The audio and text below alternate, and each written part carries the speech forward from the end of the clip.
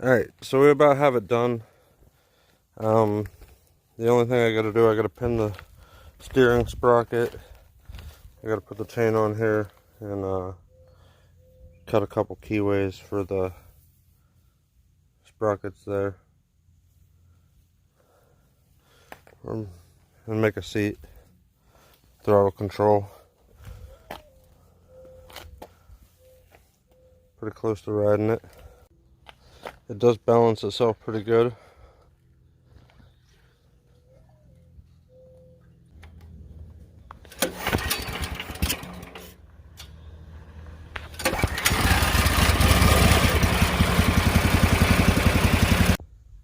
If you didn't know, you almost wouldn't know it was made out of a Bowflex.